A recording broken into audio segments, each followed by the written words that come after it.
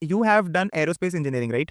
Aerospace. Aerospace pricing. Yes. So tell us something about that. I never thought that something related to aerospace can be linked up to actuaries and some more unique things which you might have come across your work experience. Tell us something about that. Definitely. So I worked in aerospace pricing for 3 years, and you are right. Like initially, when I was told that I will be working in aerospace pricing, I was like, oh, ऐसा भी team होता है? Because we are used to listening about अच्छा life insurance है, there's motor, there's car. Even we have heard about marine insurance, but I never actually thought कि oh अच्छा हाँ airplanes के लिए भी तो कोई price करता होगा, airports के लिए भी price करता होगा.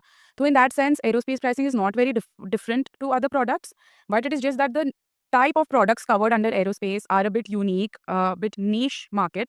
So, for example, like cars, where you would cover a car, motorcycle, trucks, those sort of things. For aerospace, we used to price airlines, airports, manufacturers, refuelers. So, anything that comes under the aerospace business, we used to price all of that. So, for example, so this is not related to travel insurance because we are doing commercial pricing. So, for example, say some ex-passenger is flying and there's an accident like the Air India accident which happened last year.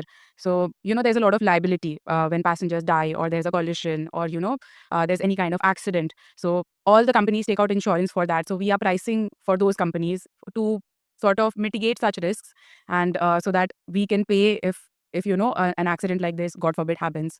So, yeah, I think that is the interesting part about aerospace where you can see such products, you can see the nature of the risks that are covered under aerospace. So, yeah, I think that was really fun to work with.